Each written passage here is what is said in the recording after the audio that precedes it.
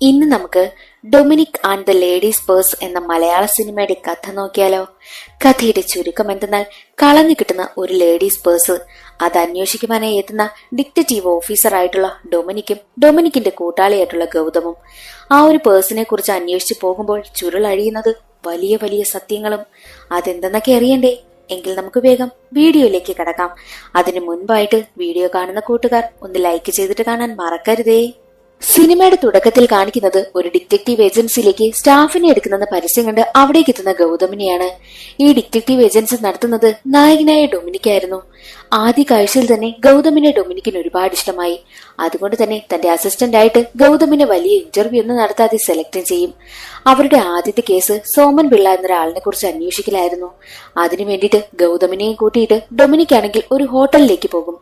പോകുന്ന വഴിയിൽ ഗൗതമാണെങ്കിൽ ഡൊമിനിക്കിനോട് ചോദിക്കുന്നുണ്ട്, സാർ എന്നെ വലിയ ഇന്റർവ്യൂ ഒന്നും നടത്താതെ ജോലിക്ക് എടുത്തല്ലോ, അതെന്താണെന്ന് ചോദിക്കുമ്പോൾ ഡൊമിനിക്ക് പറയുന്നത്, നിന്നെ കണ്ടപ്പോൾ തന്നെ നീ ഒരു റിച്ച് ആണെന്ന് എനിക്ക് മനസ്സിലായി. നിന്റെ ഡ്രസ്സ്, നിന്റെ ഷൂസ്, നിന്റെ ബാഗ് എല്ലാം ബ്രാൻഡഡ് ആണ്. അപ്പോൾ നിനക്ക് എത്ര ശമ്പളം തന്നാലും നീ അത് അഡ്ജസ്റ്റ് ചെയ്യുമെന്ന് എനിക്ക് മനസ്സിലായി. മാത്രമല്ല, ഞാൻ ഓടിച്ചുകൊണ്ട് നടക്കുന്നതേ എന്റെ ഹൗസ് ഓണറിന്റെ വണ്ടിയാ. നിനക്കാകുമ്പോൾ സ്വന്തമായിട്ട് ബൈക്കുണ്ട്. അപ്പോൾ നമ്മുടെ ആവശ്യത്തിന് ബൈക്കിൽ പോകാമല്ലോ എന്ന് ഞാൻ ചിന്തിച്ചു. കൂടാതെ നിന്റെ കണ്ണ് കണ്ട സമയത്ത് നിനക്ക് ഉറക്കത്തിന്റെ കുറവുണ്ടെന്ന് എനിക്ക് തോന്നി.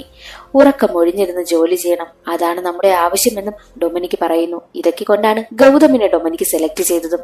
അപ്പോൾ ഗൗതം ചോദിക്കുന്നുണ്ട്, സാറിന്റെ റൂമിലേക്ക് വന്ന സമയത്ത് പോലീസിന്റെ വേഷത്തിലുള്ള ഒരു ഫോട്ടോ കണ്ടല്ലോ, സാറ് പോലീസിലായിരുന്നോ എന്നൊക്കെ ചോദിക്കുന്ന സമയത്ത്, അതെ, ഞാൻ പോലീസിലായിരുന്നു. പക്ഷെ എന്നെ അവർ ജോലിയിൽ നിന്ന് പറഞ്ഞു വിട്ടു. അതിനെന്താ കാരണമെന്ന് ഗൗതം ചോദിക്കുമ്പോൾ, ഞാനേ ഒരു സത്യസന്ധനായിട്ടുള്ള ഉദ്യോഗസ്ഥനായിരുന്നു, അതുകൊണ്ട് അവരെന്നെ പറഞ്ഞു വിട്ടതെന്നും ഡൊമിനിക്ക് പറയുന്നു. യഥാർത്ഥത്തിൽ കാരണം അതല്ല, ഈ ഡൊമിനിക്കിന് കളർ ബ്ലൈൻഡ്നെസിന്റെ അസുഖമുണ്ട്. ആ കാര്യം മറച്ചു വെച്ചാണ് ഡൊമിനിക്ക് ജോലിയിൽ പ്രവേശിച്ചതും. എന്നാൽ ഒരു ഘട്ടത്തിൽ പോലീസുകാരിത് കണ്ടുപിടിച്ചു. അങ്ങനെയാണ് ഡൊമിനിക്കിനെ ജോലിയിൽ നിന്ന് പറഞ്ഞു വിട്ടതും. പക്ഷെ ആ കാര്യം മറ്റാരോടും ഡൊമിനിക്ക് പറഞ്ഞിട്ടില്ല, ഈ ഗൗതമിനോട് പോലും പറഞ്ഞിട്ടില്ല. അങ്ങനെ ഡൊമിനിക് ആണെങ്കിൽ സോമൻ പിള്ള പോകുന്നത് കാണുന്നു. ഗൗതമിനെ താഴെ നിർത്തിയിട്ട് നേരെ സോമൻ പിള്ളയെ ഫോളോ ചെയ്ത് സോമൻ പിള്ള ഏത് റൂമിലാണോ ഉള്ളത് അവിടേക്ക് ഡൊമിനിക്ക് പോകും. അപ്പോൾ കാണുന്ന കാഴ്ച ഈ സോമൻ പിള്ളയാണെങ്കിൽ മറ്റൊരു സ്ത്രീക്കൊപ്പം ഇരിക്കുന്നതാണ്. അത് കണ്ട് ഡൊമിനിക് ആണെങ്കിൽ ഉടനെ തന്നെ അത് തന്നെ മൊബൈലിൽ വീഡിയോ പിടിക്കും. അത് കാണുന്ന സോമൻ പിള്ളയാണെങ്കിൽ പുറത്തേക്ക് വന്നിട്ട് ആ ഒരു വീഡിയോ ഡിലീറ്റ് ചെയ്യുവാനായി പറയുമ്പോൾ ഡൊമിനിക്ക് പറയുന്നത്, എനിക്ക് നിങ്ങളുടെ വൈഫാണ് നിങ്ങളെ കുറിച്ച് അന്വേഷിക്കുവാനായിട്ടുള്ള കേസ് തന്നത്, അതുകൊണ്ട് ഞാൻ എന്റെ ജോലി ചെയ്യുന്നുവെന്നും ഡൊമിനിക്ക് പറയുന്നു. അത് കേട്ട് സോമൻ പിള്ള പറയുന്നത്, നീ ഒരു വീഡിയോ ഡിലീറ്റ് ചെയ്താൽ ഞാൻ എത്ര കാശ് വേണമെങ്കിൽ തരാമെന്ന് പറയും. ആദ്യം ഡൊമിനിക്ക് അതിന് വഴങ്ങിയില്ല. പിന്നീട് ഡൊമിനിക്ക് പറയുന്നത്, ഈ ഒരു വീഡിയോ നിങ്ങളുടെ വൈഫിനെ കാണിക്കണ്ട എന്നുണ്ടെങ്കിൽ എനിക്കൊരു 50,000 രൂപ തരണമെന്ന് പറഞ്ഞു. അതിന് സോമൻ പിള്ള തയ്യാറായി. അതിനുശേഷം ഡൊമിനിക്ക് വരുന്നത് തന്റെ ഹൗസ് ഓണറിനെ കാണുവാനായിട്ടാണ്. ഈ ഹൗസ് ഓണർ കുറച്ച് വയസ്സായ ഒരു സ്ത്രീയാണ്. ഈ ഹൗസ് ഓണറിന് ഏകദേശം ഒരു 4 മാസത്തെ വാടകയെങ്കിലും ഡൊമിനിക്ക് കൊടുക്കാനുണ്ട്. ഹൗസ് ഓണർ ഡൊമിനിക്കിനോട് പറയുന്നത്, നീ ഒരു ഡിറ്റക്റ്റീവ് ഏജൻസിയൊക്കെ നടത്തുകയല്ലേ, എനിക്കൊരു സഹായം ചെയ്യുമോ? ഞാൻ ഇന്ന് ഹോസ്പിറ്റലിൽ പോയ സമയത്ത് എനിക്കാണെങ്കിൽ അവിടെ നിന്ന് ഒരു പേഴ്സ് കിട്ടി. ആ പേഴ്സിനകത്ത് കുറച്ച് കാശും കുറച്ച് ഡോക്യുമെന്റും ഒക്കെ ഉണ്ട്. അത് വെച്ച് നീ അവരെ കണ്ടുപിടിച്ച് ഈ പേഴ്സ് തിരിച്ചേൽപ്പിക്കണമെന്നും പറയും. അത് കേട്ട് ഡൊമിനിക്ക് പറയുന്നത്, ഞാൻ ഇങ്ങനെയുള്ള ചീള് കേസൊന്നും എടുക്കത്തില്ല. അഥവാ ഞാനിത് ചെയ്യുകയാണെങ്കിൽ എനിക്കിതിന്റെ ഫീസ് ആര് തരും? അത് കേട്ട് ഹൗസ് ഓണർ പറയുന്നത്, നീ കണ്ടുപിടിച്ച് ഈ പേഴ്സ് അവരെ ഏൽപ്പിച്ചു കഴിഞ്ഞാൽ നീ 4 മാസത്തെ വാടക എനിക്ക് തരാനില്ലേ, ആ വാടക നീ തരണ്ട, അത് ഫീസായിട്ട് കണക്കാക്കാമെന്നും ആ ഒരു ഹൗസ് ഓണർ പറയുന്നു. അത് കേട്ടതും ഡൊമിനിക്കിന് ഒരുപാട് സന്തോഷമായി. കാരണം ഇനി വാടക കൊടുക്കണ്ടല്ലോ, ആ ഒരു ടെൻഷനിലും കൂടെയായിരുന്നു ഈ ഡൊമിനിക്ക്. അതൊരു ലേഡീസ് പേഴ്സ് ആയിരുന്നു. പേഴ്സ് തുറന്നു നോക്കുന്ന സമയത്ത് അതിനുള്ളിൽ കുറച്ച് കാർഡും കുറച്ച് കാശും പിന്നെ ഒരു കീറിയിട്ട നിലയിലുള്ള ഒരു പേപ്പറും പിന്നെ ഒരു മെമ്മറി കാർഡുമായിരുന്നു. മെമ്മറി കാർഡ് ഓപ്പൺ ആക്കാൻ ശ്രമിക്കുന്ന സമയത്ത് അതിൽ പാസ്വേഡ് ചോദിക്കുന്നുണ്ട്. ആ കീറിയിട്ട പേപ്പർ എന്താണെന്ന് നോക്കുമ്പോൾ അതൊരു ബാങ്ക് സ്റ്റേറ്റ്മെന്റ് ആയിരുന്നു. ഡൊമിനിക്കിന് ബാങ്കിൽ ജോലി ചെയ്യുന്ന ഒരാളെ അറിയാം. അയാളോട് തിരക്കുന്ന സമയത്ത് അത് പൂജ എന്ന പെൺകുട്ടിയുടേതാണെന്നും അവളുടെ അഡ്രസ്സും ഡൊമിനിക്കിന് പറഞ്ഞു കൊടുക്കുന്നു. അങ്ങനെ അഡ്രസ്സ് കിട്ടിയ ഡൊമിനിക്കാണെങ്കിൽ ആ ഒരു അഡ്രസ്സിലേക്ക് ചെല്ലുമ്പോൾ അവിടെ ഉണ്ടായിരുന്നത് പൂജയുടെ 2 കൂട്ടുകാരികളാണ്. ആ കൂട്ടുകാരികളോട്, ദേ, ഇത് നിങ്ങളുടെ കൂട്ടുകാരിയായ പൂജയുടെ പേഴ്സാണ്, അത് ഏൽപ്പിക്കുവാനായിട്ട് വന്നതാണെന്ന് ഡൊമിനിക്ക് പറയുമ്പോൾ കൂട്ടുകാരികൾ പറയുന്നത്, പൂജയെ 4 ദിവസമായിട്ട് കാണാനില്ല, എവിടെ പോയെന്ന് അറിയില്ല എന്നും അവർ പറയുന്നു. അത് കേട്ട് ഡൊമിനിക്കാണെങ്കിൽ പൂജയെക്കുറിച്ച് കൂടുതലായിട്ട് അന്വേഷിക്കുകയാണ്. അപ്പോൾ കൂട്ടുകാരികൾ പറയുന്നത്, ഈ പൂജയ്ക്ക് ഒരു 2 വർഷം മുൻപ് കാർത്തിക് എന്നൊരു പയ്യനുമായിട്ട് പ്രണയമുണ്ടായിരുന്നു. പക്ഷെ അവർ ബ്രേക്കപ്പ് ആയി. പൂജ കാർത്തികിനെ കാണുവാനായിട്ട് 4 ദിവസം മുൻപ് പോയി. അന്നു മുതലാണ് അവളെ കാണാതായതെന്നും കൂട്ടുകാരികൾ പറയുന്നു. പൂജയ്ക്ക് എന്തെങ്കിലും പ്രശ്നമുണ്ടോ, അല്ലാതെ വല്ല ശത്രുക്കൾ വല്ലതുമുണ്ടോ എന്ന് ഡൊമിനിക്ക് ചോദിക്കുമ്പോൾ അവർ പറയുന്നത് പൂജയുടെ പിന്നാലെ ആൽബി എന്നൊരു പയ്യൻ നടക്കുന്നുണ്ടായിരുന്നു. പക്ഷെ ആൽബിയെ പൂജയ്ക്ക് അത്ര ഇഷ്ടമേ അല്ല. അവന്റെ പ്രണയം അവൾ അക്സെപ്റ്റ് ചെയ്തില്ല എന്നുണ്ടെങ്കിൽ അവളെ കൊന്നു കളയുമെന്നൊക്കെ അവൻ ഭീഷണിപ്പെടുത്തിയിരുന്ന കാര്യവും ഈ ആൽബി ഒരു ഗുണ്ടയാണെന്നും കൂട്ടുകാരികൾ പറയുന്നു. പൂജയെക്കുറിച്ചുള്ള കാര്യങ്ങളെല്ലാം അന്വേഷിച്ച ശേഷം ഡൊമിനിക്ക് നേരെ പോകുന്നത് ഹൗസ് ഓണറിന്റെ അടുത്തേക്കായിരുന്നു. എന്നിട്ട് ഹൗസ് ഓണറിനോട് പറയും, ഈ ഒരു പേഴ്സ് പൂജ എന്ന പെൺകുട്ടിയുടേതാണ്, പക്ഷെ അവളെ 4 ദിവസം മുൻപ് കാണാതായി, എവിടെയാണെന്ന് കൂട്ടുകാരികൾക്ക് അറിയില്ല എന്നും ഡൊമിനിക്ക് പറയുന്നു. അത് കേട്ട ഹൗസ് ഓണർ പറയുന്നത്, ഒരു കാര്യം ചെയ്, നീ ഈ പൂജയെ കണ്ടുപിടിക്കണമെന്നും ഡൊമിനിക്കിനോട് ഹൗസ് ഓണർ പറയുന്നു. അത് കേട്ട് ഡൊമിനിക്ക് ചോദിക്കുന്നത്, അഥവാ ഞാനിത് കണ്ടുപിടിച്ചു കഴിഞ്ഞാൽ എനിക്ക് എന്താണിതിൽ നേട്ടമെന്നും ഡൊമിനിക്ക് ചോദിക്കുന്നു. ഡൊമിനിക്ക് ഉദ്ദേശിക്കുന്നത് ചെയ്യുന്ന ജോലിക്കുള്ള കൂലിയാണ്. പക്ഷേ ഹൗസ് ഓണർ പറയുന്നത്, കുറച്ചു ദിവസം മുൻപ് നീ എന്റെ കാർ എടുത്തുകൊണ്ട് പോയില്ലേ, എന്നിട്ട് അത് എവിടെയോ കൊണ്ടുവന്ന് ഇടിച്ചു. അത് ശരിയാക്കുവാനായിട്ട് എനിക്ക് കുറെ കാശായി, ഏകദേശം ഒരു 10-40,000 രൂപയായി. നീ ആ കാശ് എനിക്ക് തരണ്ട, പകരം പൂജയെ കണ്ടുപിടിച്ചാൽ മതിയെന്നും ഹൗസ് ഓണർ പറയുന്നു. അത് കേട്ട് പൂജയെ കണ്ടുപിടിക്കുവാനുള്ള ദൗത്യം ഡൊമിനിക്ക് ഏറ്റെടുക്കുകയാണ്. ഡൊമിനിക്ക് ആദ്യം പോകുന്നത് ആ ഒരു ആൽബി ഉണ്ടല്ലോ, അവന്റെ വീട്ടിലേക്കായിരുന്നു. ആൽബിയുടെ വീട്ടിലെത്തുന്ന സമയത്ത് അവിടെ അവന്റെ അമ്മ മാത്രമായിരുന്നു ഉണ്ടായിരുന്നത്. ആൽബിയെ പറ്റി അമ്മയോട് ചോദിക്കുമ്പോൾ അത്ര നല്ല കാര്യങ്ങളൊന്നുമല്ല ആൽബിയെ പറ്റി അമ്മ പറയുന്നതും. 4 ദിവസമായി അവൻ ഇവിടെ നിന്ന് പോയിട്ട് എന്ന് അമ്മ പറയുന്നത് കേട്ട് ഡൊമിനിക്കും ഡൊമിനിക്കിന്റെ അസിസ്റ്റന്റ് ആയിട്ടുള്ള ഗൗതമും ആൽബിയെ കണ്ടെത്തുവാനായും തീരുമാനിച്ച് അവന്റെ ഫോട്ടോയാണെങ്കിൽ എല്ലാവരെയും കൊണ്ടുവന്ന് കാണിക്കുന്നു. എന്നാൽ ഒരു ഘട്ടത്തിൽ ഈ ആൽബി ഇവരുടെ മുന്നിൽ തന്നെ വന്ന് വീഴുകയാണ്. ഇവരെ കണ്ടതും ആൽബി അവിടെ നിന്നും ഓടി രക്ഷപ്പെടുവാനായും ശ്രമിക്കും. ഡൊമിനിക്കും ഗൗതമും അവനെ ഓടിക്കുന്നു.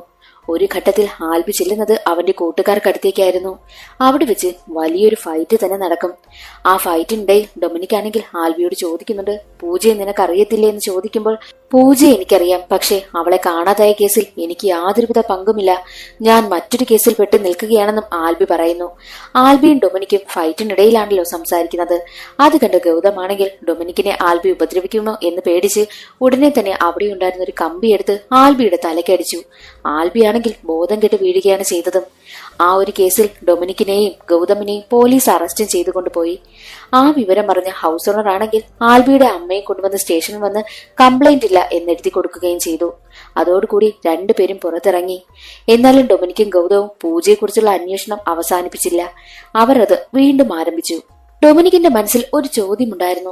2 വർഷം മുൻപ് ബ്രേക്കപ്പായ കാർത്തിക്കിനെ കാണുവാനായിട്ട് എന്തിനായിരിക്കും പൂജ പോയിട്ടുണ്ടാവുക എന്നതായിരുന്നു. അത് കണ്ടുപിടിക്കുന്നതിന് വേണ്ടിയിട്ട് ആ ഒരു പേഴ്സിൽ നിന്ന് കിട്ടിയ മെമ്മറി കാർഡ് ഉണ്ടല്ലോ, അത് ഓപ്പൺ ആക്കി നോക്കണമെന്ന് ഡൊമിനിക്ക് തീരുമാനിക്കുന്നു. പക്ഷെ എത്ര ശ്രമിച്ചിട്ടും അതിലെ പാസ്വേഡ് അവർക്ക് കണ്ടെത്തുവാനായും കഴിഞ്ഞില്ല. എന്നാൽ അതറിഞ്ഞ ഹൗസ് ഓണർ ആണെങ്കിൽ ഇങ്ങോട്ട് മാറിയേ, ഞാൻ നോക്കാമെന്ന് പറഞ്ഞ് എങ്ങനെയൊക്കെയോ അവർ ശ്രമിച്ച് ആ ഒരു മെമ്മറി കാർഡ് ഓപ്പൺ ആക്കുകയാണ്. എങ്ങനെയാണിത് ഓപ്പൺ ആക്കിയതെന്ന് ഡൊമിനിക്ക് ചോദിക്കുമ്പോൾ വലിയ ബുദ്ധിയൊന്നും പ്രയോഗിച്ചില്ല. പൂജ 1 2 3 എന്നടിച്ചപ്പോൾ മെമ്മറി കാർഡ് ഓപ്പൺ ആയി. ആ മെമ്മറി കാർഡ് മുഴുവനായിട്ടും പൂജയുടെ സിംഗിൾ ഫോട്ടോസ് മാത്രമായിരുന്നു ഉണ്ടായിരുന്നത്.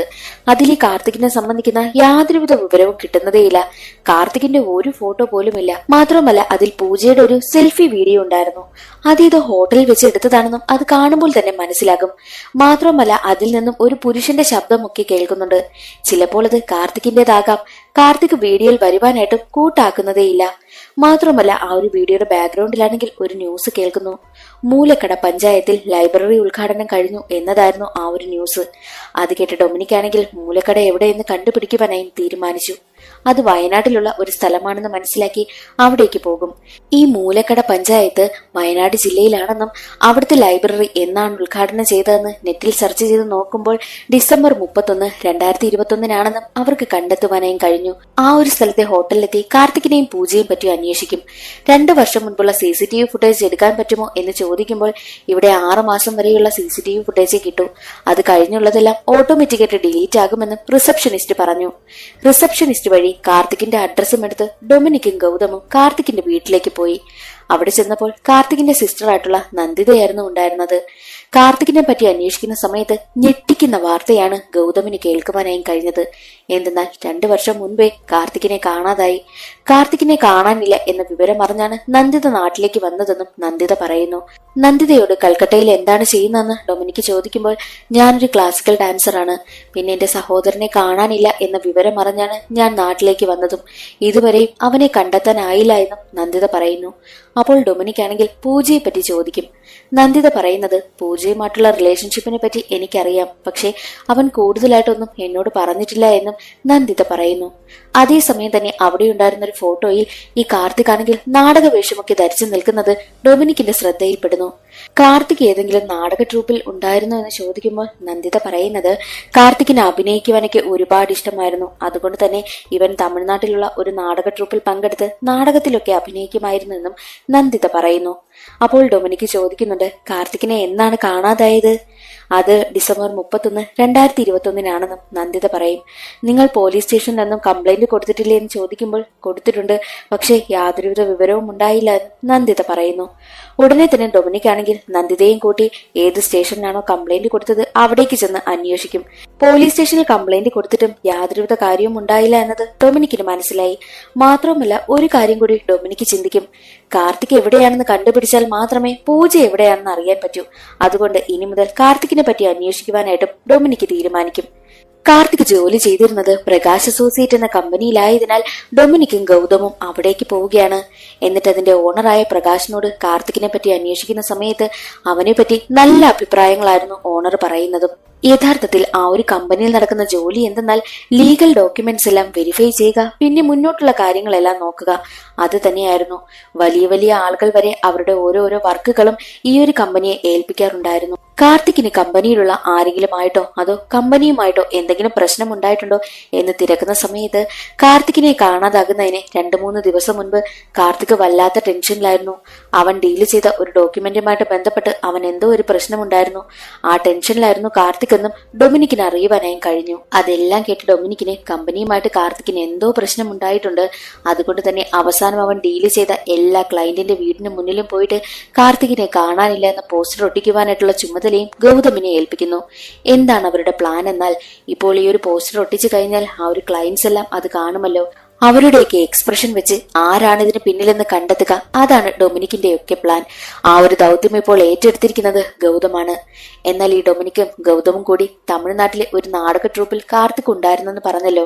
ആ ഒരു നാടക ട്രൂപ്പ് കണ്ടെത്തി അവിടെ ചെന്ന് അന്വേഷിക്കുവാനായും തീരുമാനിച്ച് തമിഴ്നാട്ടിലേക്ക് പോകും. അവിടെ ചെല്ലുമ്പോൾ അറിയാൻ കഴിഞ്ഞത് ആ ഒരു നാടക ട്രൂപ്പ് ഇപ്പോൾ ഇല്ല. ചന്ദ്രശേഖരൻ എന്നൊരാളായിരുന്നു അത് നടത്തിയിരുന്നത്. പക്ഷെ അയാൾ ഇപ്പോൾ ഇല്ല. ആ സ്ഥാനത്ത് മറ്റൊരാളാണെന്നും അന്ന് നാടക ട്രൂപ്പിൽ ഉപയോഗിച്ചിരുന്ന സാധനങ്ങളെല്ലാം മറ്റൊരു സ്ഥലത്ത് പൂട്ടി വെച്ചിരിക്കുകയാണെന്നും ഒരാൾ പറയുന്നു. ചന്ദ്രശേഖരനെ കാണുകയാണെങ്കിൽ എന്നെ കോണ്ടാക്ട് ചെയ്യണമെന്ന് പറഞ്ഞ് ഡൊമിനിക്ക് തന്റെ നമ്പരും അവിടെ ഏൽപ്പിച്ചിട്ടാണ് തിരികെ വന്നതും. നാട്ടിലേക്ക് വന്ന ഉടനെ തന്നെ ഡൊമിനിക്കും ഗൗതമും ചേർന്ന് എല്ലാ ക്ലയന്റ്സിന്റെ വീടിന് മുന്നിലും കാർത്തികിനെ കാണാനില്ല എന്ന പോസ്റ്റർ ഒട്ടിക്കും. അതിൽ ടോണി എന്നൊരാളിന്റെ വീടിന് മുന്നിലും പോസ്റ്റർ ഒട്ടിച്ചിരുന്നു. ഗൗതമിനെ കാണാനില്ല എന്ന ആ ഒരു പോസ്റ്റർ കണ്ട് ടോണിയുടെ മുഖത്ത് വരുന്ന ഭാവമാറ്റം ഡൊമിനിക്ക് ശ്രദ്ധിക്കും. ടോണിയുടെ മുഖത്ത് വന്ന എക്സ്പ്രഷനൊക്കെ കണ്ടിട്ട് ഡൊമിനിക്കിന് കാർത്തികിന്റെ മിസ്സിംഗിൽ ടോണിക്ക് എന്തോ പങ്കുണ്ടെന്ന കാര്യം മനസ്സിലായി. അങ്ങനെ ഡൊമിനിക്കും ഗൗതമും ചേർന്ന് ടോണിയെ ഫോളോ ചെയ്യുവാനായിട്ടും തീരുമാനിച്ചു. പക്ഷെ ഒരു ഘട്ടത്തിൽ ഈ ടോണിക്കാണെങ്കിൽ തന്നെ ആരോ ഫോളോ ചെയ്യുന്നു എന്ന കാര്യം മനസ്സിലാവുകയും ചെയ്തു. അങ്ങനെ ഇരിക്കെ ഒരു ദിവസം ഡൊമിനിക്കിന്റെ വീട്ടിലേക്ക് കാർത്തികിന്റെ സഹോദരി വരികയാണ്. ഡൊമിനിക്കാണല്ലോ കാർത്തികിന്റെ മിസ്സിംഗ് കേസൊക്കെ ഇപ്പോൾ അന്വേഷിക്കുന്നത്. അപ്പോൾ അന്വേഷണമൊക്കെ എന്തായി എന്ന് അറിയുവാൻ വേണ്ടിയിട്ടാണ് സഹോദരി വന്നതും. അതേസമയം തന്നെ കുറെ ഗുണ്ടകളാണെങ്കിൽ ഡൊമിനിക്കിന്റെ വീട്ടിലേക്ക് വന്നു. ഡൊമിനിക്കിനെ തല്ലുവാനായും തുടങ്ങി. ഡൊമിനിക്കാണെങ്കിൽ ചെറുത്തു നിൽക്കുവാനൊക്കെ ശ്രമിക്കുമെങ്കിലും നടക്കുന്നില്ല. ഒരു ഘട്ടത്തിൽ ഡൊമിനിക്കിനെ അവർ അടിച്ച് അവശനാക്കി. അതേസമയം തന്നെ ഡൊമിനിക്കിന് വേണ്ടിയിട്ട് ഒരു കോളും വരും. വിളിച്ചത് മറ്റാരുമല്ല, ടോണിയായിരുന്നു. നീ എന്നെ കുറിച്ച് അന്വേഷിച്ച് നടക്കുകയാണെന്ന് എനിക്ക് മനസ്സിലായി. ദേ എന്റെ പിന്നാലെ വന്നാൽ ആ കാർത്തിക് കാണാതെ പോയതുപോലെ നീയും കാണാതാകുമെന്നായിരുന്നു ടോണി പറഞ്ഞതും. ടോണിയുടെ ആ ഒരു സംസാരം കൂടിയായപ്പോൾ കാർത്തികിന്റെ മിസ്സിംഗ് കേസിൽ ടോണിക്ക് നല്ല പങ്കുണ്ട് എന്ന കാര്യം ഡൊമിനിക്ക് ഉറപ്പുവരുത്തി. അതിനുശേഷം ടോണിയെ കുറിച്ച് കൂടുതൽ അന്വേഷിക്കുവാനായും തീരുമാനിച്ച് പ്രകാശ് അസോസിയേറ്റ് എന്ന കമ്പനിയിലേക്കാണ് ഡൊമിനിക്ക് പോകുന്നതും. അവിടെ വെച്ച് പ്രകാശിന്റെ ഒരുപാട് ഫോട്ടോസ് ഡൊമിനിക്ക് കാണുന്നു. പ്രകാശ് അവാർഡ് വാങ്ങുന്ന ഒരു ഫോട്ടോ അവിടെ ഫ്രെയിം ചെയ്തു വെച്ചിരുന്നു. അത് ഡിസംബർ 31 എടുത്ത ഫോട്ടോയാണ്. എന്നാൽ ജനുവരി 1 മറ്റൊരു ഫോട്ടോയും ഉണ്ടായിരുന്നു. പക്ഷെ ഡിസംബർ 31 ആ ഒരു അവാർഡ് വാങ്ങുന്ന ഫോട്ടോയിൽ പ്രകാശിന്റെ നെറ്റിയിൽ ഒരു മുറിവുമില്ല. പക്ഷെ ജനുവരി 1 ഒരു ഫോട്ടോയിൽ പ്രകാശിന്റെ നെറ്റിയിൽ ഒരു മുറിവുണ്ട്. അതെന്താണെന്ന് കണ്ടുപിടിക്കുവാനായിട്ടും ഡൊമിനിക്ക് തീരുമാനിക്കും. പക്ഷെ ഡൊമിനിക്ക് വന്ന വിവരമാണെങ്കിൽ പ്രകാശിന് മനസ്സിലായി. പ്രകാശ് അവിടെ ഇല്ല എന്ന് മറ്റൊരു സ്റ്റാഫിനോട് കള്ളം പറഞ്ഞ് ഡൊമിനിക്കിനോട് പറയിക്കുന്നു. അതോടുകൂടിയായപ്പോൾ ഡൊമിനിക്കിന് ഈ ഒരു പ്രകാശും ടോണിയും തമ്മിൽ എന്തെങ്കിലും ബന്ധം കാണുമോ എന്നൊരു ചിന്തയും ഡൊമിനിക്കിന്റെ മനസ്സിൽ വരികയാണ്. അതിനുശേഷം ഡൊമിനിക്കും ഗൗതമും നേരെ പോകുന്നത് പൂജയുടെ പാലക്കാട്ടുള്ള വീട്ടിലേക്കാണ്. അവിടെ പൂജയുടെ അമ്മ മാത്രമാണുള്ളത്. ഡൊമിനിക്കാണ് പൂജയുടെ മിസ്സിംഗ് കേസ് അന്വേഷിക്കുന്നതെന്നും അമ്മയോട് പറഞ്ഞു. അമ്മയാണെങ്കിൽ വല്ലാത്തൊരു മാനസികാവസ്ഥയിലായിരുന്നു. അവസാനമായി പൂജയോട് എന്നാണ് സംസാരിച്ചത് എന്ന് ഡൊമിനിക്ക് ചോദിക്കുമ്പോൾ അതൊരു 4 ദിവസം മുൻപാണ്, ജനുവരി 10. അന്ന് മോളെന്നെ വിളിക്കുന്ന സമയത്ത് അവൾ ബസ് സ്റ്റാൻഡിലാണെന്ന് പറഞ്ഞാണ് അവൾ കോള് കട്ട് ചെയ്തതെന്നും അമ്മ പറയുന്നു. പൂജ എവിടെയാണെന്ന് ഞാൻ ഉറപ്പായും കണ്ടെത്തുമെന്നും പറഞ്ഞ് അവളുടെ പേഴ്സും അമ്മയെ ഏൽപ്പിച്ചിട്ടാണ് ഡൊമിനിക് അവിടെ നിന്ന് പോകുന്നതും. പൂജയെ കണ്ടെത്തണമെങ്കിൽ കാർത്തി എവിടെയാണെന്ന് അറിയണം. കാർത്തിയെ കുറിച്ച് കൂടുതൽ വല്ലതും അറിയണമെങ്കിൽ ഈ പ്രകാശ് വല്ലതും വാതുറന്ന് പറഞ്ഞാലല്ലേ നടക്കത്തുള്ളൂ. അതുകൊണ്ട് തന്നെ പ്രകാശിനെ കാണുവാനും പ്രകാശിനെ സംസാരിക്കുവാനായിട്ടും ഡൊമിനിക്ക് തീരുമാനിക്കും. പക്ഷെ പ്രകാശാണെങ്കിൽ ഇവരോട് സംസാരിക്കുവാനായിട്ടുള്ള യാതൊരുവിധ അവസരവും ഉണ്ടാക്കുന്നില്ല. ഒടുവിൽ ഡൊമിനിക്ക് ഒരു ഐഡിയ പ്രയോഗിക്കും. ഒരു സ്ത്രീ വഴി എങ്ങനെയെങ്കിലും ഡൊമിനിക്ക് ഇരിക്കുന്ന സ്ഥലത്തേക്ക് ഈ ഒരു പ്രകാശിനെ കൊണ്ടുവരുത്തിക്കുകയാണ്. പ്രകാശ് ഒട്ടും പ്രതീക്ഷിച്ചില്ല അത് ഈ ഡൊമിനിക്കിന്റെ പ്ലാൻ ആയിരിക്കുമെന്ന്. ഡൊമിനിക്കാണെങ്കിൽ പ്രകാശിനെ പിടികൂടി അവനെ ഒരുപാട് വിരട്ടും. എന്നിട്ട് അവസാനം തോക്കു ചൂണ്ടി വിരട്ടി സത്യം പറഞ്ഞില്ലെങ്കിൽ നിന്നെ കൊന്നു കളയുമെന്നും ഡൊമിനിക്ക് പറഞ്ഞു. ഒരു ഘട്ടത്തിൽ പ്രകാശാണെങ്കിൽ എല്ലാ സത്യവും തുറന്നു പറയുവാനായും തീരുമാനിച്ചു. പ്രകാശ് പറയുന്നത് എന്തെന്നാൽ, കാർത്തിക് ആണെങ്കിൽ റിസൈൻ ചെയ്യുവാനായി തീരുമാനിച്ചിരുന്ന സമയം കാർത്തിക്കിന്റെ കൈവശം ഒരു ഫയൽ ഉണ്ടായിരുന്നു. അത് ടോണിയുടെ കമ്പനിക്ക് എതിരായിട്ടുള്ള ഒരു ലീഗൽ ഡോക്യുമെന്റ്സ് ആയിരുന്നു. അത് സബ്മിറ്റ് ചെയ്തു കഴിഞ്ഞാൽ ഉറപ്പായിട്ടും അത് ടോണിയുടെ കമ്പനിയെ നെഗറ്റീവായിട്ട് തന്നെ ബാധിക്കും. ആ ഒരു ഫയലുമായിട്ട് ഒരു പാർട്ടി നടക്കുന്ന സ്ഥലത്തേക്ക് കാർത്തിക് വന്നിരുന്നു. അവിടെ ഈ പ്രകാശമുണ്ട്. എന്നാൽ വന്ന കാർത്തിക് ആണെങ്കിൽ പ്രകാശിനെയും ടോണിയെയും ഒരുമിച്ച് കാണും. അതൊരിക്കലും കാർത്തിക് പ്രതീക്ഷിച്ച കാര്യമല്ല. കാർത്തികിന്റെ കൈവശമുള്ള ആ ഒരു ഫയലുണ്ടല്ലോ, അത് കോർട്ടിൽ സബ്മിറ്റ് ചെയ്തു കഴിഞ്ഞാൽ അത് പ്രകാശിനെയും ടോണിയെയും ഒരുപോലെ തന്നെ ബാധിക്കും. അവരുടെ ബിസിനസ് സാമ്രാജ്യം തകർന്ന് തരിപ്പണമാകും. അതുകൊണ്ട് തന്നെ കാർത്തികിനോട് ആ ഫയൽ പ്രകാശിനെ ഏൽപ്പിക്കുവാനായിട്ട് പ്രകാശ് പറഞ്ഞു. പക്ഷെ അതൊന്നും കേൾക്കാതെ ആ ഫയലുമായി അവൻ ബൈക്ക് എടുത്തു പോകും. ടോണിയും പ്രകാശും കാർത്തികിനെ ഫോളോ ചെയ്തു. എന്നാൽ നല്ല സ്പീഡിന് പോവുകയായിരുന്ന കാർത്തികിന്റെ ബൈക്കാണെങ്കിൽ മറ്റൊരു വണ്ടിയുമായി കൂട്ടിയിടിച്ച് അടുത്തുണ്ടായിരുന്ന പുഴയിലേക്കാണ് ബൈക്കുമായിട്ട് അവൻ വീണതും. പിന്നീട് അവന് എന്ത് സംഭവിച്ചെന്ന് നമുക്കറിയത്തില്ല. അന്ന് സംഭവിച്ചത് ഞങ്ങൾ കരുതിക്കൂട്ടി ഒന്നും ചെയ്തതല്ല. അതവന്റെ വണ്ടി മറ്റൊരു വണ്ടിയുമായി കൂട്ടിയിടിച്ചതാണല്ലോ. അവനെ കൊല്ലണമെന്നൊന്നും ഞങ്ങൾക്കൊരു ഉദ്ദേശവുമില്ല. അവന്റെ കൈവശമിരിക്കുന്ന ഫയല് മാത്രം ഞങ്ങൾക്ക് കിട്ടിയാൽ മതിയായിരുന്നുവെന്നും പ്രകാശ് പറയുന്നു. പക്ഷെ അതെല്ലാം കേട്ടുകൊണ്ടിരുന്ന ഗൗതം പറയുന്നത്, സാർ എനിക്കൊരു സംശയം. അന്ന് കാർത്തികിന്റെ ബൈക്ക് ആക്സിഡന്റ് സംഭവിച്ച് പുഴയിൽ പോയെന്നല്ലേ പറഞ്ഞത്? 2 വർഷമായിട്ടും ഇതുവരെയും പുഴയിൽ നിന്ന് ഡെഡ് ബോഡിയോ അവന്റെ ബൈക്കോ ഒന്നും തന്നെ കണ്ടെത്തിയിട്ടില്ല. അപ്പോൾ അവൻ ജീവനോടെയുണ്ടോ മരിച്ചോ എന്നുള്ള കാര്യമൊന്നും ഉറപ്പില്ലല്ലോ. പിന്നെ പൂജ 4 ദിവസം മുൻപാണ് കാർത്തികിനെ കാണുവാനായിട്ടെന്ന് പറഞ്ഞ് അവിടെ നിന്ന് പോയിട്ടുള്ളതും. അപ്പോൾ ഇതിലെന്തോ കുഴപ്പമില്ലേ? പിന്നെ ഈ പ്രകാശ് പറഞ്ഞത് സത്യമാണെങ്കിൽ ആ ഒരു പുഴയിൽ ഉറപ്പായിട്ടും കാർത്തികിന്റെ ബൈക്കും അവന്റെ ഡെഡ് ബോഡിയും കാണാൻ സാധ്യതയുണ്ടെന്നും ഗൗതം പറഞ്ഞു. ഉടനെ തന്നെ ഡൊമിനിക്കും ഗൗതവും പോലീസ് സ്റ്റേഷനിൽ അത് റിപ്പോർട്ട് ചെയ്തു. അങ്ങനെ പോലീസുകാരാണെങ്കിൽ ആ ഒരു പുഴയിൽ തിരച്ചിൽ നടത്തും. അവിടെ നിന്നും കാർത്തികിന്റെ ബൈക്ക് കിട്ടുകയാണ്. കൂടാതെ ഒരു കല്ലിൽ കെട്ടി താഴ്ത്തിയ നിലയിൽ ഒരു ചാക്കും കിട്ടും. ആ ചാക്ക് തുറന്നു നോക്കുമ്പോഴാണ് എല്ലാവരും ഞെട്ടിപ്പോകുന്നത്. അതിനുള്ളിൽ ഒരു ഡെഡ് ബോഡിയായിരുന്നു. എന്നാൽ ഡൊമിനിക്കൊക്കെ കരുതുന്നത് കാർത്തികിന്റെ ഡെഡ് ബോഡിയാകും അതെന്നല്ലേ. പക്ഷേ അല്ല, അവിടെയാണ് ഒരു ട്വിസ്റ്റ്. പുഴയിൽ നിന്ന് കിട്ടിയ ആ ചാക്കിനുള്ള ഡെഡ് ബോഡി ആരുടേതെന്നാൽ 4 ദിവസം മുൻപ് കാണാതായ പൂജയുടേതായിരുന്നു. ആ ഡെഡ് ബോഡി കണ്ടതും ഡൊമിനിക്കിന്റെ മനസ്സിൽ ഒരുപാട് ചോദ്യങ്ങൾ ഉണ്ടാവുകയാണ്. കാർത്തിക് അപ്പോൾ എവിടെയായിരിക്കാമെന്നും ഡൊമിനിക്ക് ചിന്തിക്കും. അതിനുശേഷം ഡൊമിനിക് ആണെങ്കിൽ പൂജയുടെ അമ്മയെ വിളിക്കും. അന്ന് അമ്മയെ കാണാൻ ചെന്ന സമയത്ത് അമ്മയാണെങ്കിൽ പൂജ ഒരു ലിങ്ക് വാട്സപ്പിൽ അയച്ചു കൊടുത്തിരുന്നു. അത് ഓപ്പൺ ആക്കുവാനായി പറ്റിയില്ല എന്ന കാര്യം പറഞ്ഞത് ഡൊമിനിക്കിന് ഓർമ്മ വന്നതിനാലാണ് അമ്മയെ വിളിക്കുന്നതും.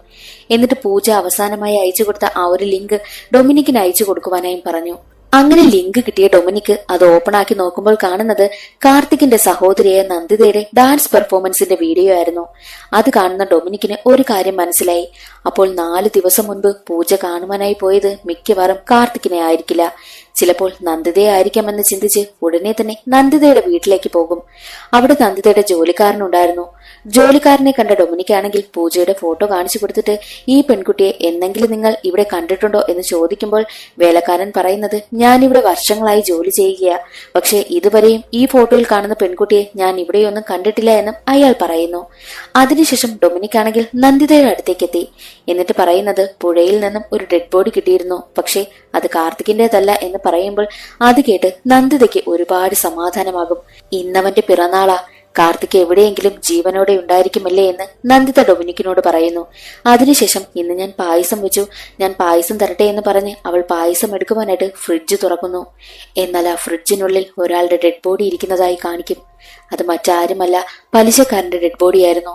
മുൻപ് ഈ കാർത്തിക് ആണെങ്കിൽ ഒരാളുടെ കയ്യിൽ നിന്നും ഒരുപാട് തുക കടം വാങ്ങിയിരുന്നു. പക്ഷെ അവനാണെങ്കിൽ തിരിച്ചു കൊടുക്കാത്തതിനാൽ ഈ പലിശക്കാരനാണെങ്കിൽ നന്ദിതയെ ഒരുപാട് ടോർച്ചർ ചെയ്യുമായിരുന്നു. അവസാനം ഇനി കാർത്തിക് കാശ് കൊടുത്തില്ല എന്നുണ്ടെങ്കിൽ നന്ദിത അയാളോടൊപ്പം ചെല്ലണമെന്ന് പറഞ്ഞിരുന്നു. അതിന്റെ ദേഷ്യം നന്ദിതയുടെ മനസ്സിലുണ്ടായിരുന്നു. തന്നെ ശല്യം ചെയ്യുകയായിരുന്ന ആ ഒരു പലിശക്കാരനെ നയത്തിൽ വീട്ടിലേക്ക് വിളിച്ചു വരുത്തി. എന്നിട്ട് അയാൾക്ക് പായസത്തിൽ വിഷം കലർത്തി കൊടുത്ത് അയാളെ കൊന്നു. ആ ഡെഡ് ബോഡിയാണ് ഫ്രിഡ്ജിൽ വെച്ചിരിക്കുന്നതും. പക്ഷെ ഡൊമിനിക് ആണെങ്കിൽ അത് കണ്ടില്ല. ഡൊമിനിക്ക് കാണാത്ത വിധമാണ് നന്ദിത ഫ്രിഡ്ജ് തുറന്നതും ഫ്രിഡ്ജിലിരുന്ന പായസം എടുത്ത് ഡൊമിനിക്കിന് കൊടുക്കുന്നതും. ഈ പലിശക്കാരന് കൊടുക്കാൻ വെച്ചിരുന്ന അതേ പായസം തന്നെയാണ് ദേ ഇപ്പോൾ ഡൊമിനിക്കിന് കൊടുക്കുവാനായും പോകുന്നതും. ഡൊമിനിക്കിനെ എങ്ങനെയെങ്കിലും ഇല്ലാതാക്കുക, അത് തന്നെയാണ് നന്ദിതയുടെ ലക്ഷ്യവും. പായസം വാങ്ങിയ ഡൊമിനിക് ആണെങ്കിൽ എന്ത് തോന്നിയെന്നറിയത്തില്ല, ആ പായസം കുടിക്കത്തില്ല.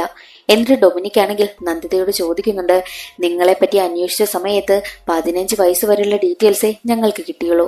15 വയസ്സിന് ശേഷം നിങ്ങൾക്ക് എന്താണ് സംഭവിച്ചത് എന്ന് ചോദിക്കുമ്പോൾ നന്ദിത പറയുന്നത് 15 വയസ്സിന് ശേഷം എന്റെ ഹാർട്ടിനൊരു പ്രശ്നമുണ്ടായിരുന്നു.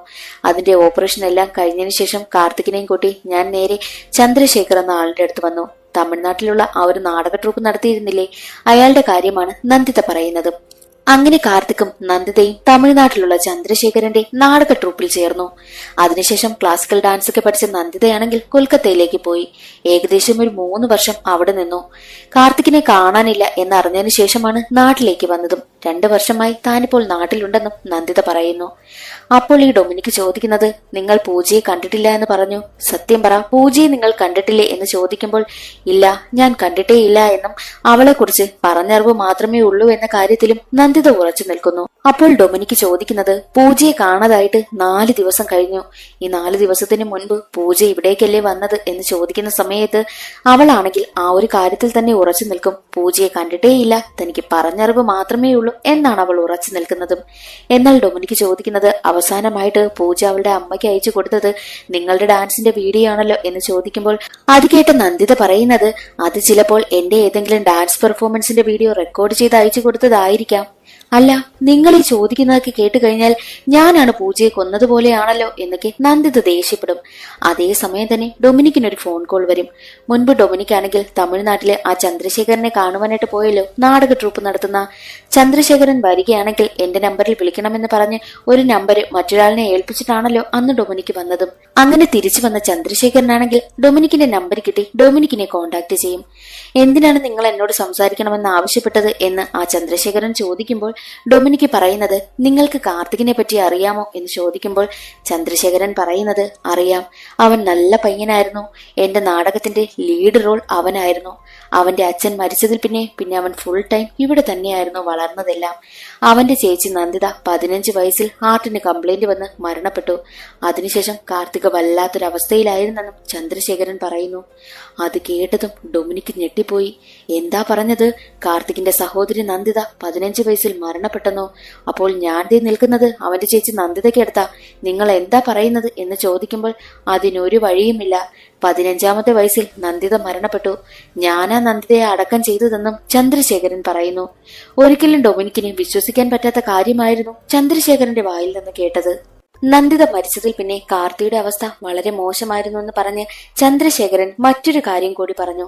നമ്മുടെ നാടകത്തിലെ പെൺവേഷം കിട്ടുന്നതിന് കാർത്തിക്ക് വലിയ താല്പര്യമായിരുന്നു. സ്ത്രീയായിട്ട് വേഷമിടുന്നതും അതുപോലെ അഭിനയിക്കുന്നതുമൊക്കെ കാർത്തിക്ക് വലിയ താല്പര്യമായിരുന്നു എന്നുള്ളൊരു സത്യവും ചന്ദ്രശേഖരൻ തുറന്നു പറയുന്നു. അതെല്ലാം കേട്ട ഡൊമിനിക്കിന് ഒരു കാര്യം മനസ്സിലായി. അതാണ് ഈ കഥയിലെ ഏറ്റവും വലിയ ട്വിസ്റ്റ്. എന്തെന്നാൽ 15ാമത്തെ വയസ്സിൽ കാർത്തിയുടെ സഹോദരിയായ നന്ദിത മരിച്ചുപോയല്ലോ. അതിനുശേഷം കാർത്തിക്ക് തന്റെ സഹോദരി എപ്പോഴും തന്റെ കൂടെയുണ്ട് എന്നുള്ളൊരു തോന്നലുണ്ടായി തുടങ്ങി. മാത്രവുമല്ല, നാടകത്തിലൊക്കെ അഭിനയിക്കുന്ന സമയത്ത് പെൺവേഷം കിട്ടുന്നതിനോടാണല്ലോ കാർത്തിക്ക് ഏറ്റവും കൂടുതൽ താല്പര്യം. പതിയെ പതിയെ കാർത്തിയാണെങ്കിൽ നന്ദിതയായി മാറി. നന്ദിതയായിട്ട് ജീവിക്കുവാനായി ആരംഭിച്ചു. അങ്ങനെ ഇരിക്കെയാണ് 2 വർഷം മുൻപ് കാർത്തിക്ക് ഒരു ആക്സിഡന്റ് സംഭവിച്ച് കാർത്തി പുഴയിലേക്ക് വീണതും. ആ ഒരു അവസരം കാർത്തി മുതലെടുത്തു. താൻ മരിച്ചുവെന്ന് വരുത്തി തീർത്തു. എന്നിട്ട് നന്ദിതയായി വേഷം മാറി നന്ദിതയായി ജീവിക്കുവാനായും തുടങ്ങി. അത്രയും അവസരമെല്ലാം മുതലെടുത്ത് ഇപ്പോൾ നന്ദിതയായി ജീവിക്കുകയാണല്ലോ കാർത്തി. തന്നോടൊപ്പം ഉള്ളത് നന്ദിതയായി മാറിയ കാർത്തിയാണെന്ന് ഡൊമിനിക്കിന് മനസ്സിലായി. ഡൊമിനിക്ക് ഉടനെ തന്നെ കാർത്തിയോട് ചോദിക്കും, നിന്നെ അന്വേഷിച്ചു വന്ന പൂജയെ നീ എന്തിനാണ് കൊന്നുകളഞ്ഞത്? അത് കേട്ട നന്ദിതയായി മാറിയ കാർത്തി പറയുന്നത്, ഞാൻ യഥാർത്ഥത്തിൽ നന്ദിതയല്ല കാർത്തിയാണെന്നുള്ള കാര്യം പൂജ കണ്ടുപിടിച്ചിരുന്നു. അവളത് മനസ്സിലായത് കൊണ്ടാണ് 4 ദിവസം മുൻപ് എന്നെ അന്വേഷിച്ച് അവൾ ഇവിടെ വന്നത്. വന്ന അവളാണെങ്കിൽ എന്നെ കാർത്തി കാർത്തി എന്ന് വിളിക്കുന്നത് എനിക്ക് ഒട്ടും ഇഷ്ടമായതേയില്ല. ഞാൻ അവളെ അടിച്ചു. അവൾ മരണപ്പെട്ടു പോയി. ഞാനും എന്റെ വേലക്കാരനും കൂടി ചേർന്നാണ് അവളെ ചാക്കിൽ കെട്ടി പുഴയിൽ താത്തിയതെന്നും കാർത്തി പറയുന്നു. അതെല്ലാം കേട്ട ഡൊമിനിക്ക് പറയുന്നത്, 15ാമത്തെ വയസ്സിൽ നന്ദിത മരണപ്പെട്ടു.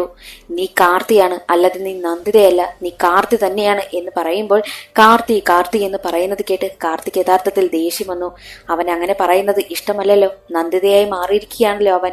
അത് കേട്ട് ദേഷ്യം വന്ന കാർത്തിയാണെങ്കിൽ ഡൊമിനിക്കിനെ തല്ലും. കാർത്തിക്ക് കൂട്ടായിട്ട് കാർത്തിയുടെ വീട്ടിലുള്ള ആ ഒരു ജോലിക്കാരനുണ്ടല്ലോ, അയാളും കൂടെ ചേരുകയാണ്.